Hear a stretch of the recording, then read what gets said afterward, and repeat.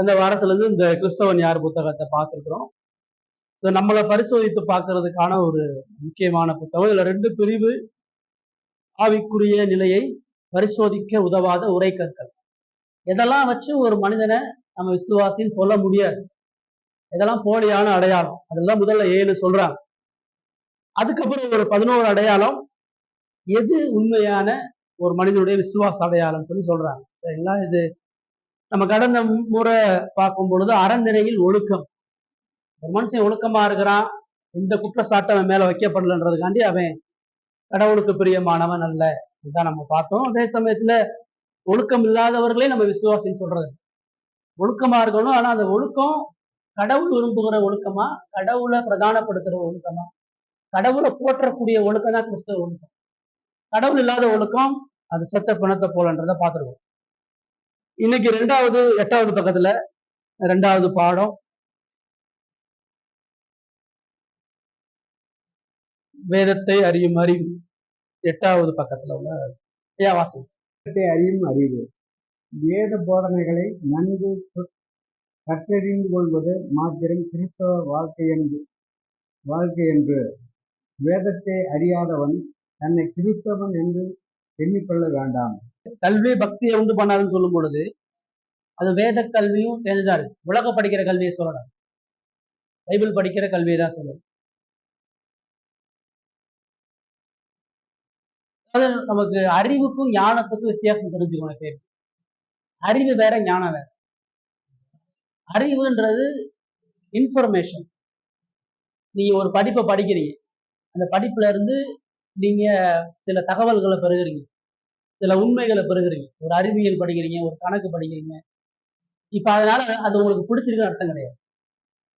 ஒரு படிப்பை நீங்க தேர்ந்தெடுத்து படிக்கிறீங்கன்றது நிர்பந்தத்தாலேயே இருக்கலாம், கடமையாலேயே இருக்கலாம், உங்களுடைய சுய நன்மைக்காண்டியே இருக்கலாம்.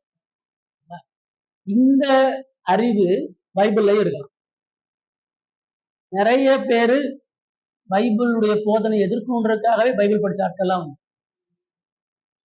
முஸ்லீம்ல ஜாகிர் நாயகன் ஒருத்தர் இருக்கிறார். அப்புறம் கிறிஸ்தவரோட நிறைய வசனம் இருக்கு. இயேசு கடவுள்னு சொல்றதுக்காண்டியே பைபிள் படிச்சவங்க நல்லா இருக்கிறாங்க. அவங்களுக்கு நிறைய வசனம் தெரியும், நிறைய பைபிள் சத்தியம் தெரியும். அன்னதாசன் இயேசு காவியம்னு எழுதியிருக்கிறாரு, ரட்சன் யாத்திரைன்னு எழுதியிருக்கிறாரு. நிறைய உலக எழுத்தாளர்கள் இயேசுடைய வாழ்க்கை வரலாறு எழுதியிருக்கிறார், பைபிள் படிச்சுதான் எழுதியிருக்கிறார். நிறைய கதைகள் எல்லாம் பைபிளை படுத்தி மக்கள் கொண்டு வராங்க. அதெல்லாம் அவங்க இந்த பைபிளை நேசிக்கிறாங்க, இதுல சொல்லப்பட்ட சத்தியத்துக்கு விசுவாசம் உள்ளவங்களாக இருக்கிறாங்கன்னு அர்த்தம் கிடையாது. பழமொழி சொல்லுவாங்க, அதே மாதிரி சாத்தானும் வேதம் ஓடுன்னு சொல்லுவாங்க. அது யாக்கோபு சொல்ற, கடவுள் ஒருத்தர் உண்டுன்னு நீ நம்புற, பிசாசுக்கும் அந்த நம்பிக்கை இருக்கு. புதிய ஏற்பாட்டிலேயே இயேசுவ தேவகுமாரனா, இயேசு உன்னதமானாரா, பிசாசு தான் முதல் சொல்றாங்க. இயேசுவே தாவீதின் குமாரனே நீ உன்னதமான பரிசுத்தன்னு அறிஞ்சு பிசாசு தான். உங்களை விட பைபிள் அவனுக்கு தான் நல்லா தெரியும். உலகத்துல மனிதனை விட பிசாசுக்கு தான் பைபிள் நல்லா தெரியும். அப்ப நிறைய தலைவர்கள், நிறைய மனிதர்கள் வேத போதனைகளை கற்று அறிகிறது. இதனாலதான் பைபிள் காலேஜ் ஒரு ஊழியக்காரனை உருவாக்காது. பைபிள் காலேஜ் ஒரு போதகனை உருவாக்காது. ஒரு படிப்பு, அவ்வளவுதான். வருஷம் ஃபுல்லா 10 வருஷம் 15 வருஷம் பைபிள் படிச்சுட்டு காலேஜ்ல படிச்சுட்டு பிஜேபி தலைவரை நாளா இருக்கிறாங்க. என் கிளாஸ்மேட் ஒருத்தன் இருக்கிறான், பிஹெச்டி வரைக்கும் பைபிள் படிச்சுட்டு நீங்க பிஹெச்டி லீடரா இருக்காங்க. அப்ப அவ்வளவு நாள் வருஷம் பைபிள் படிச்சு கற்றறிந்த அறிவு என் வாழ்க்கைக்கு சம்பந்தம் இல்லாம போச்சு. அதனால நிறைய வசனம் மனப்பாடமா தெரியும், நிறைய வசனங்களை சொல்லுவாங்க, நிறைய வசனங்களை மேற்கோள் கால் காட்டுவாங்க, நிறைய வசனங்களை விளக்கப்படுத்துவாங்க. அதெல்லாம் அவர்கள் அவங்க பைபிளை சொல்றாங்க, நிறைய சத்தியம் தெரியுது, நிறைய வாக்கு தெரியுதுனாங்க விசுவாசியா இருக்க வேண்டிய அவசியம் இல்லை. அதை கடவுளை அறியாத எவ்வளோ பேர் அதை செய்யறாங்க. நிறைய ஹிந்துஸ் நிறைய பைபிள் படிக்கிறாங்க, அவங்க வீட்டுல பைபிள் படிக்கிறாங்க. அதுல இருக்கக்கூடிய நல்ல ஒழுக்கம் என் வாழ்க்கைக்கு பயன்பதான் இருக்கிறாங்க. அதே மாதிரி கிறிஸ்தவர்களா நீங்களும் நானும் பைபிள் படிக்கும் பொழுது நிறைய அறிவு பெறலாம். பைபிள் ஸ்டடியில உட்காந்து கேட்கும் பொழுது, பிரசங்கம் கேட்கும் பொழுது, நீங்க நிறைய புத்தகங்கள் படிக்கும் பொழுது உங்க நாலேஜ் தான் இன்க்ரீஸ் ஆகும். பைபிளை குறிச்ச அறிவு இன்க்ரீஸ் ஆகுறது உங்க வாழ்க்கைக்கு உதவாது. அதான் வேதம் சொல்றது ஞானத்தை கண்டடன்னு சொல்லுது. ஞானம் அப்படின்னா நாலேஜ நடைமுறைப்படுத்துறதா நான் ஞானம். அறிஞ்ச சத்தியத்தை வாழ்க்கையில செயல்படுத்துறவன் தான் ஞானி. அதான் அறிவு வேற ஞானம் வேறன்னு சொல்றோம். வேதம் வந்து நம்மள அறிவு உள்ளவனா இருன்னு சொல்லல, ஞானம் உள்ளவனா இருந்து. வேதத்தை தியானிச்சு ஞானம் உள்ளவனா இருக்கிறவன் தான் பாக்கியம். வேத அறிவு பைபிள்ல நிறைய ராஜாக்களுக்கு, புறஜாதி ராஜாக்களுக்கு இருந்துச்சு, புறஜாதி மனிதர்கள்லாம் இருந்துச்சு. அவங்க எல்லாம் வந்து ரட்சிக்கப்பட்டாங்க. அதனாலதான் இங்க அவர் சொல்றாரு, அதுக்காண்டி நம்ம இப்ப பைபிளுடைய அறிவுல வளர்றது நமக்கு பயன்படாது. பைபிளுடைய அறிவு நமக்கு யூஸ்ஃபுல்லா நம்ம சொல்ல வரோம். அறிவு மட்டுமே யூஸ்ஃபுல் தான் நம்ம சொல்ல வரோம். பைபிளை படிச்சாதான், அறிவு இல்லாம நம்ம வாழ முடியாது. அறிவு இல்லாம வேலை செய்ய முடியாது. அறிவு இல்லாம வீட்டுல எதையும் செய்ய முடியாது, வெளியே எதையும் செய்ய முடியாது. அப்ப அறிவு இல்லாம நான் கிறிஸ்தவனா வாழ முடியாது. எனக்கு வேத அறிவு தேவைதான். அறிஞ்சாதான் கடவுள் யாருன்னு தெரியும், அறிஞ்சாதான் எப்படி வாழணும்னு தெரியும், எப்படி பாவத்தை மேற்கொள்ளணும்னு தெரியும். ஆனா அந்த அறிவு வெறும் மூளையில மட்டும் இருக்கக்கூடாது. இந்த அறிவு இருதயத்தை பாதிக்கணும், இருதய விருப்பமா இருக்கணும்.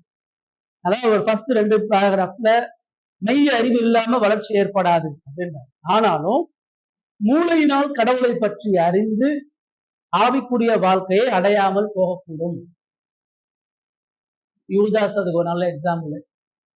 அவனுக்கு இயேசுவை பிடிச்சிருந்துச்சு, இயேசுடைய சத்தியம் பிடிச்சிருந்துச்சு, இயேசு கூட இருக்க பிடிச்சிருந்துச்சு, இயேசுடைய சீசர்களோடு இருக்க இயேசுக்காக இலக்கவும் பிடிச்சிருந்துச்சு. ஆனா அது எதுவுமே அவனுடைய இருதயத்துக்குள்ள போகும். இருதயபூர்வமா இயேசுவை நேசிச்சு இயேசுவோடு நடந்து இயேசுக்காக வாழுங்கிற எண்ணம் அவனுடைய அறிவோட கடந்து போயிடுச்சு. எலிசாவோட இருந்த கேயாசி, தாவீதோட இருந்த யோவாபு, இவங்கெல்லாம் பாத்தீங்கன்னா கடவுளுடைய மக்களோடு தங்களை அடையாளப்படுத்திக்குவாங்க. ஆனா அவங்களுடைய இருதயம் ஒன்றி ஒருபோதும் போகவே போகாது.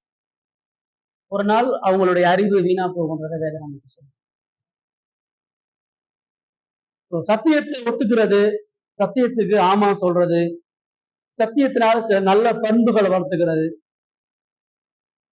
மத கொள்கைகளை குறித்த தெளிவான சான்றுகள், உள் உரைப்புகள், இதெல்லாத்தையும் நம்ம ஏத்துக்க முடியும். இதெல்லாம் ஏத்துட்டும் கடவுளுக்கு நம்ம அர்ப்பணிக்காம இருக்க முடியும். வேத கல்வி நமக்கு பகுத்தறிவை கொடுக்கலாம், நம்முடைய மனசாட்சியை சரிப்படுத்தலாம், சுவிசேஷத்தை குறித்த அறிவு கொடுக்கலாம். இது வந்து நம்மள கடவுளுக்கு பிரியமா ஆக்காது, பரிசுத்தவானாக ஒருபொழுதும் மாற்றாது. அதான் நம்ம கடவுளுடைய செய்தியை கேட்கும் பொழுது சில விஷயங்கள் நம்முடைய மனசாட்சியை குற்றப்படும். நம்முடைய குறைவுகளை பிரசங்கத்துல கேட்கும். அந்த குற்ற மனசாட்சி மட்டும் நம்முடைய கிறிஸ்தவ வாழ்க்கையாக சில பிரசங்கம் நம்ம கண்ணீர் விட வைக்கும். அது வந்து எமோஷனல், தற்காலிகமான உணர்ச்சி. நிறைய பேர் சினிமா பார்த்து அழுவாங்க, அதே மாதிரி பிரசங்கத்துக்கு ஏற்ற அழுகலாம். சினிமா பார்த்து சந்தோஷப்படுற மாதிரி பிரசங்கத்தை கேட்டு நீங்க சந்தோஷப்படலாம். இந்த 2 மணி நேரம் உங்களுடைய அனுபவம் என்பது கிறிஸ்தவ வாழ்க்கை கிடையாது. இந்த 2 மணி நேரத்துல நீங்க கேட்ட வேத அறிவு உங்களுக்கு கடவுளை குறிச்ச அறிவையும் மனசாட்சியை பாதிச்சு சில தீர்மானங்கள் நீங்க எடுப்பீங்க. இனிமேல் நான் அப்படிதான் வாழப்போம், இனிமேல் இப்படிதான் இருக்க. அப்படி நீங்க முடிவெடுத்து சில பயிற்சி செய்வீங்க. இது எதுவுமே ஆவிக்குரிய வாழ்க்கையோட தொடர்பு கிடையாது. இதுவுமே ரட்சிக்கப்பட்ட விசுவாச வாழ்க்கைக்கு அடையாளம். இது ஒரு அவிசுவாசிக்கு ஏற்படும். அவிசுவாசிக்கும் சுவிசேஷம் செயல்படும். அவிசுவாசிய கடவுள் சத்தியத்தை கேட்க வச்சு பாவ உணர்ச்சியை கொடுப்பார். இப்ப ஏறுவது யோவான் கூப்பிட்டு வச்சு யோவான் சொல்லக்கூடிய காரியங்களை கேட்டு நடக்கிறான். டெய்லி அவன் யோவான் சானகனை வரவழைச்சு அவன்கிட்ட சத்தியத்தை கேட்கிறான். யோவான் சானகன் பேச பேச அவனுக்கு நீதி என்னன்னு தெரியுது, கடவுளுக்குரிய பயனா என்னன்னு தெரியுது, குடும்ப வாழ்க்கை சரியில்லைன்றது குற்றப்படுறான், பயம் வருது. அவன் பயம் வந்தாலும் யோவான் சாணியை அனுப்பிச்சு இன்னொரு மூலவான்னு சொல்லி அனுப்பிச்சு நிறைய ஆலோசனைகளை கேட்கிறான், நிறைய சீர்திருத்தங்கள் செய்யலாம். ஆனா அவனுடைய வாழ்க்கையில அது இருதயபூர்வமான எந்த மாற்றத்தையும் கொண்டு வர. பவுலுடைய ஊழியத்துல பார்க்கும் பொழுது அகிரிப்பா ராஜா முன்னாடி நிற்கிறான், ஃபேலிக்ஸ் முன்னாடி நிற்கிறான். இவங்கெல்லாம் பவுலை கூப்பிட்டு நிறைய காரியங்களை டிஸ்கஸ் பண்றாங்க, நிறைய சத்தியத்தை கேட்க ஆசைப்படுறாங்க, கேட்கிறாங்க, பயம் அடைகிறாங்க, ஒரு பாவம் எப்படி இருக்கான்னு உணர்றாங்க, ஒரு கடவுள் இந்த வழியை கொடுத்துருக்கான்னு உணர்றாங்க. ஆனா அதற்கு இந்த சத்தியத்துக்கு தங்க வாழ்க்கையை, அந்த இருதயத்தை அர்ப்பணிக்காம அதே மாதிரி நம்ம பிரசங்கம் கேட்கும் பொழுது மனசாட்சியில குத்தப்படுறது, பகுத்தறிவு அடைகிறது, சில தீர்மானங்கள் எடுக்கிறதெல்லாம் விசுவாசத்துக்கான அடையாளம் அல்ல. ஆவியானவர் சுவிசேஷத்தின் மூலமா அவிசுவாசிகளுடைய இருதயத்தையும் உடைக்கிறார். அவிசுவாசிகளுக்கு பாவ பயத்தையும் கொடுக்கிறார். அவிசுவாசிகளுக்கு இயேசுதான் ரட்சகர்னு சொல்றார். அவிசுவாசிகள் மனம் திரும்பும்னு சொல்றார். அவங்க உணர முடியும், அழுக முடியும், ஃபீல் பண்ண முடியும், இயேசுதான் ஆண்டவர்னு வாய் அறிக்கை செய்ய முடியும். வாழ்க்கையை கமிட் பண்ண முடியாது. அதுக்குதான் விசுவாசிக்குள்ள ஆண்டவர் புதிய இருதயத்தை கொடுத்து அவனுக்கு மறுபிறப்பை கொடுத்து சவுல பவுலா மாத்துறாரு. சகைவ லஞ்சம் வாங்கினவன எல்லாத்தையும் இறக்குறவனா மாத்துறாரு. இது மட்டும்தான் விசுவாசத்துக்கான செயல்பாடா இருக்கு. இயேசுடைய உபதேசத்தை கேட்ட எல்லா ரட்சிக்கப்பட்டவங்க லட்சக்கணக்கான பேர் விசுவாசியா இருந்திருப்பாங்க. கூட்டம் கூட்டமா போய் அவருடைய செய்தியை கேட்கிறார். ரொம்ப நல்லா பிரசங்கம் பண்றாருன்னு சொல்றார். கடவுளுடைய வார்த்தை அவருடைய வாயிலிருந்து கிருபையா வருதுன்னு சொல்றாங்க. பாதிக்கப்படுறாங்க, உடையிறாங்க. ஆனா அவங்க யூத சமுதாயத்துக்கு பயந்து அவரை பின்பற்றமாங்க. யார் சீசர்கள், யார் போலியா பின்பற்றினாங்கன்னு சொல்ல. அதனாலதான் நம்ம வேத அறிவுக்காக சபைக்கு போறோமா, வேதத்துல சில விஷயங்களை கற்றுக்காக போறோமா, சில பாவ பழக்க வழக்கங்கள் வந்து விடுதலை போறோமா, இது உண்மையாகவே நம்முடைய ஒட்டுமொத்த வாழ்க்கையும் தூய்மை இல்லாம இருக்கின்றதுக்காக சத்தியத்துக்கு கீழ்ப்படியக்கூடிய ஞானமுள்ளவர்களாக இருக்கிறோமா அப்படின்றத நம்ம பார்க்கணும். ரைட்? ஆமா. இப்போ நீங்க இந்த ரட்சிக்கப்பட்டிருக்குன்னா எனக்கு தெரியல, எனக்குள்ள பாவ போராட்டம் இருக்குன்றீங்களே, இதுவே வந்து ரட்சிக்கப்பட்டவங்க தான் வரும். இது ரட்சிக்கப்படாதவனுக்கு இந்த போராட்டம் வரவே வராது. இப்போ உங்களுக்குள்ள ஒரு பயம் என்ன இருக்குதுன்னா, நான் ரட்சிக்கப்பட்டேன்னு சொல்றேன், ஆனா என்கிட்ட இன்னமும் பாவ சுபாவங்கள் தொடர்ந்து இருக்குது அப்படின்னு சொல்லி. இப்போ இயேசுவ மனம் திரும்பி விசுவாசிப்பதற்கு முன்னாடி இருந்த அதே இருதயத்துல எந்த மாற்றமும் இல்லாம நீங்க இருந்தீங்க, உங்களுக்கு குற்ற உணர்வு இருக்குது, பயம் இருக்குது, ஆனா எந்த விசுவாசத்துக்கும் நீங்க கீழ்ப்படியாம உங்க லைஃப் பழக்க வழக்கங்கள் எல்லாமே ஒரே மாதிரி இருக்குன்னா நீங்க ரட்சிக்கப்படணும். அதுல நீங்க தெளிவா இருந்தீங்க.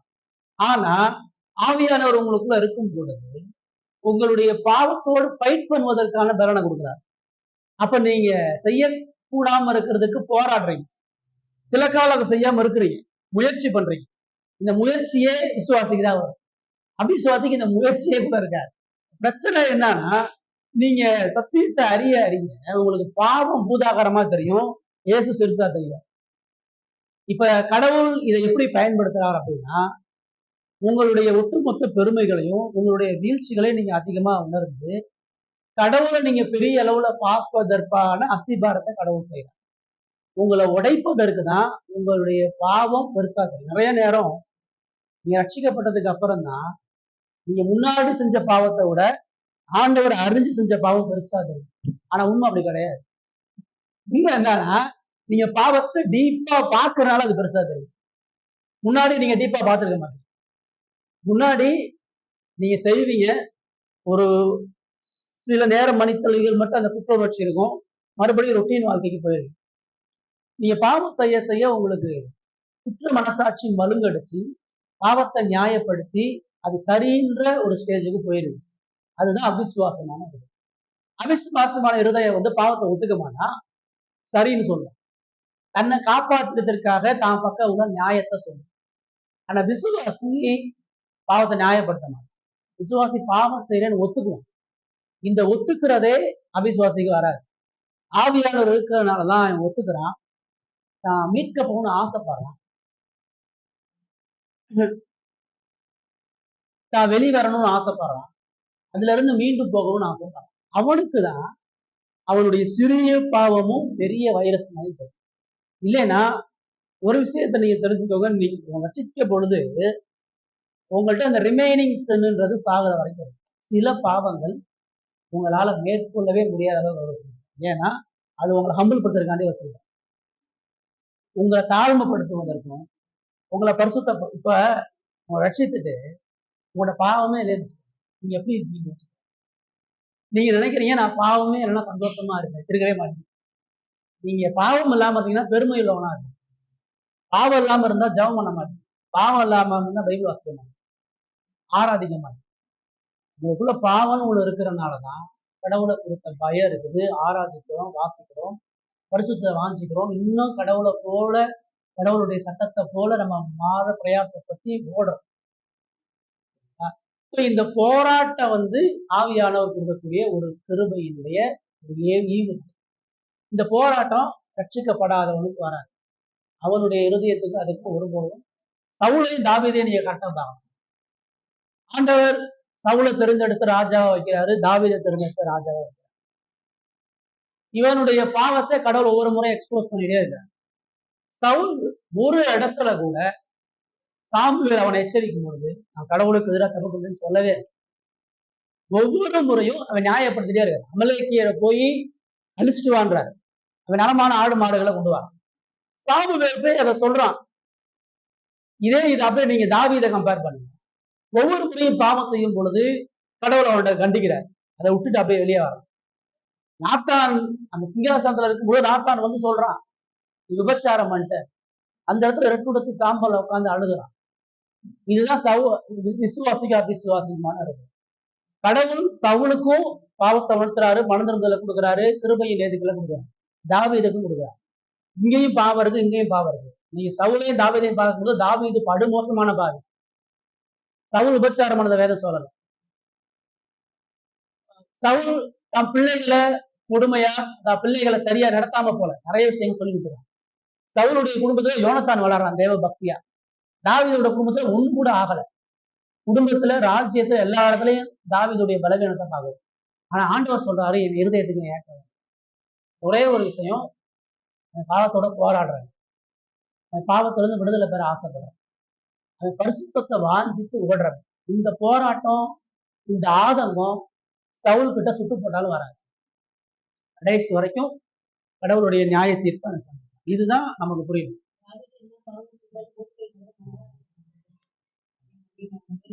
அன்றாடுறான். சில பாவங்கள் அவருடைய வாழ்க்கையில தொடர்ந்து இல்லை. ஆண்டவர் வெற்றி கொடுத்துட்டே இருக்கார்.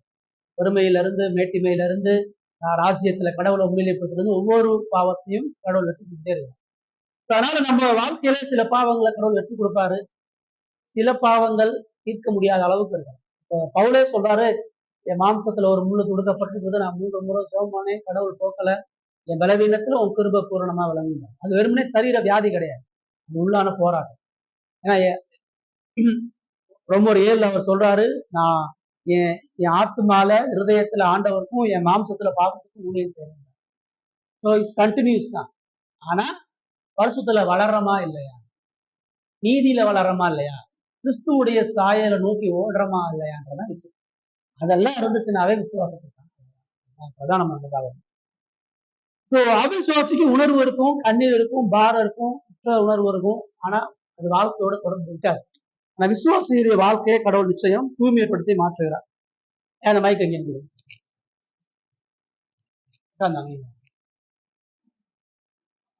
கீழே இருந்து வாசி.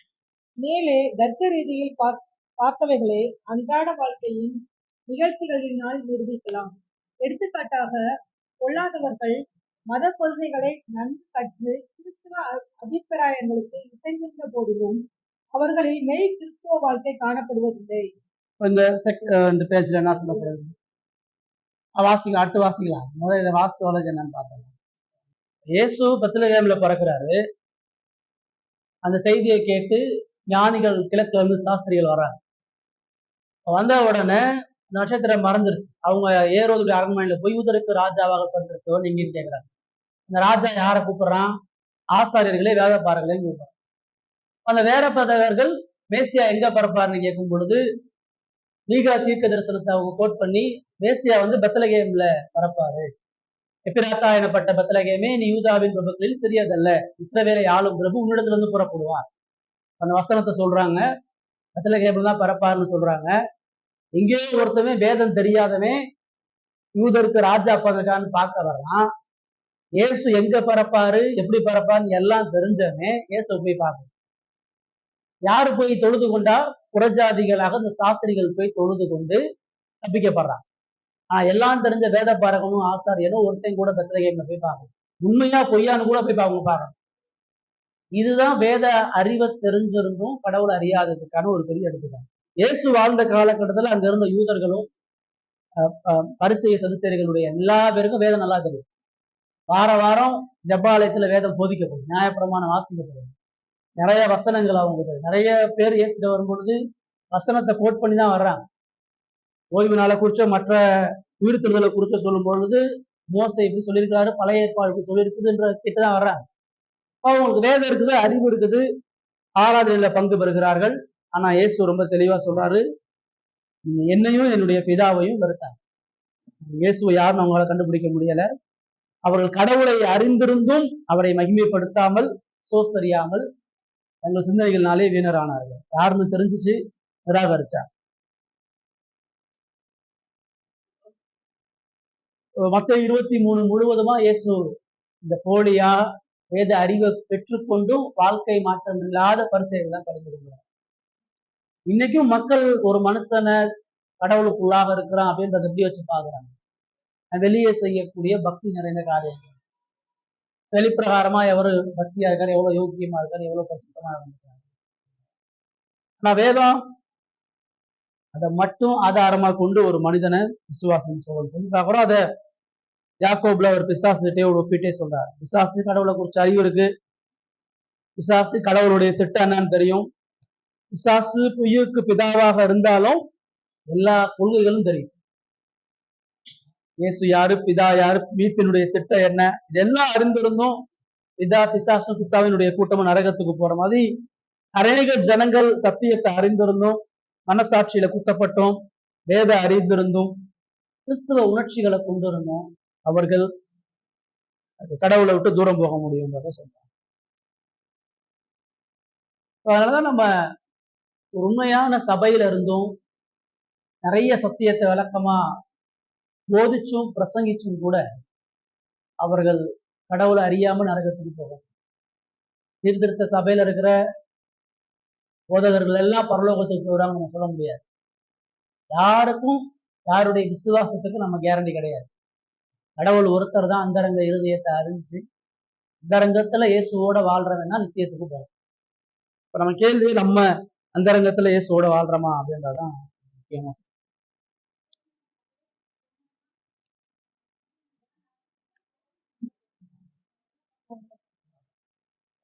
நீங்க யாரெல்லாம் பரலோகம் போவா நினைச்சிருப்பீங்களோ அந்த நரகத்துல இருப்பான். ரெண்டுமே சொல்லணும். நம்ம இவங்கெல்லாம் ரொம்ப பக்திமானவ நினைக்கிறோம், அவங்களாம் அங்க இருக்க மாட்டாங்க.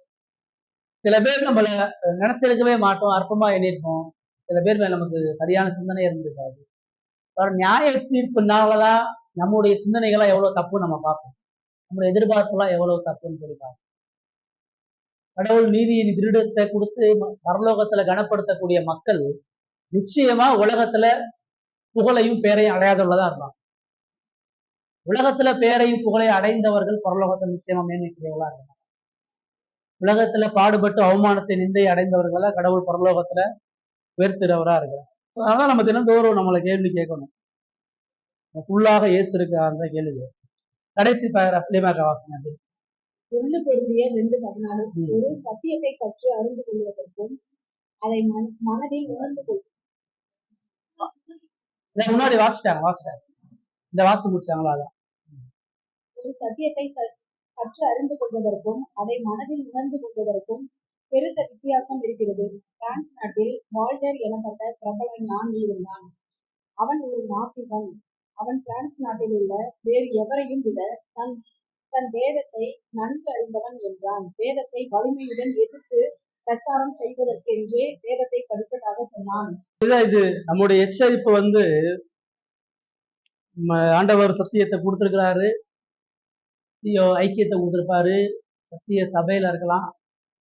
இயேசு கூடவே இருந்து ஒருத்தர் நரகத்துக்கு போயிட்டாங்க. பரலோகத்தை முத்தம் கொடுத்து நரகத்துக்கு போன ஒரே ஒருத்தன்.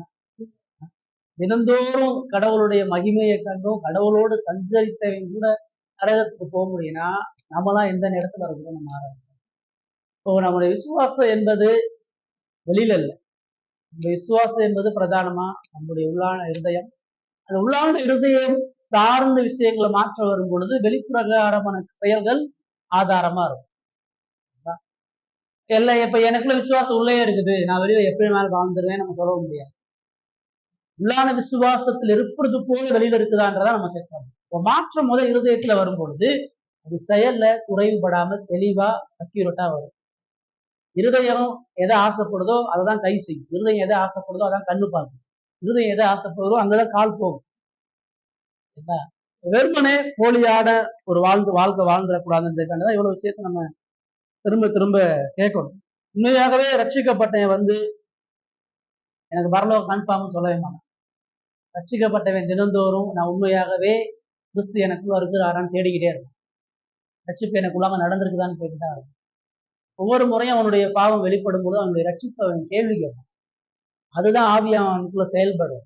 அவிசுவாசிட்டெல்லாம் அந்த கேள்வி வராது. அவிசுவாசி ஒரு பொழுதும் தான் ரட்சிப்பு அவன் ரட்சிக்கவே படலையே அப்படி அவன் கேள்வி கேட்பான். மற்றவனுக்கு தான் சந்தேகம் வரும், பயம் வரும், இருதயத்தோட கடவுளுக்கு ஒப்புரவாகவும் தன்னை சீர்படுத்த நம்மளை ஆராய்வோம். இன்னும் இதுல இருந்து இந்த போலியான அடையாளங்களை விட்டு நம்மளை கலைஞ்சி